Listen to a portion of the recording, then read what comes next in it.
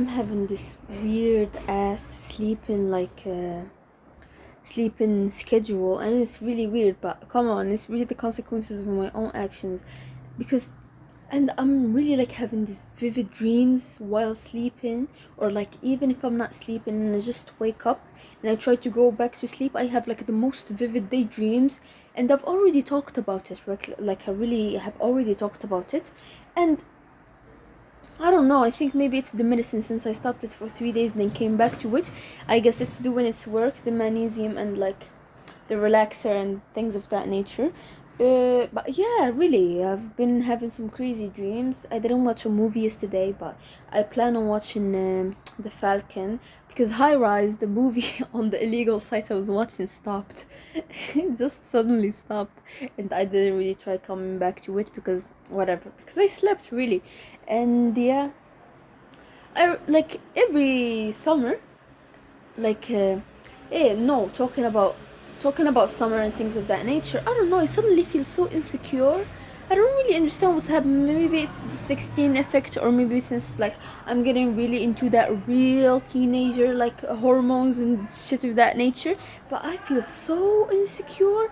But honestly, like after some thinking and understanding, I actually feel very validated, validated, validated, validated, validated, validate,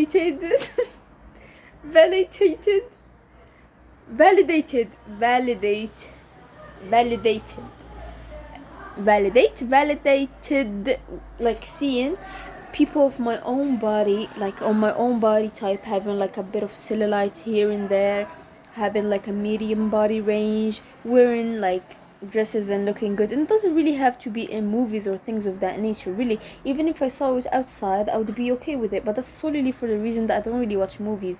But like when I see like the wags in football and things like that, I really do feel insecure a bit, because damn, they look perfect.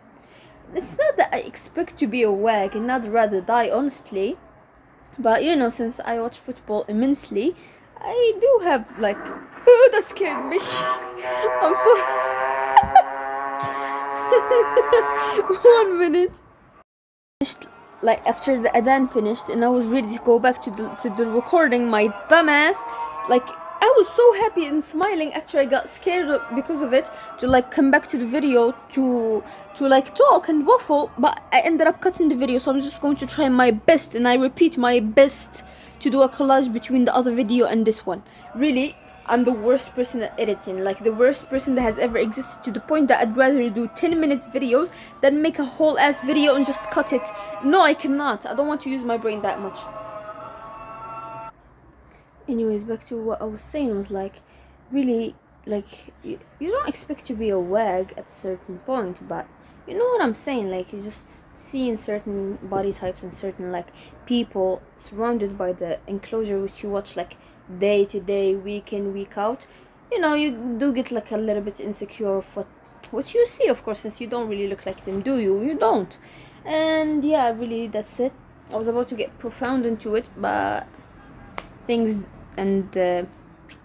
things happen. Anyways, I started Twisted Lies, and honestly, so far it's weird, you know. It's not something.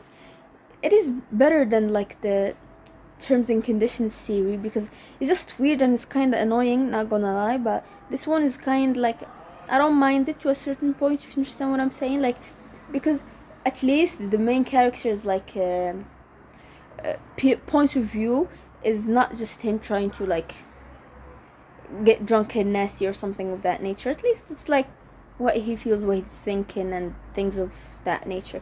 Basically, things of that nature to me is type shit, and I just don't really like saying type shit, just say things of that nature, since I'm a Shakespearean valedictorian, whatever the word is, English literature student. I'm not.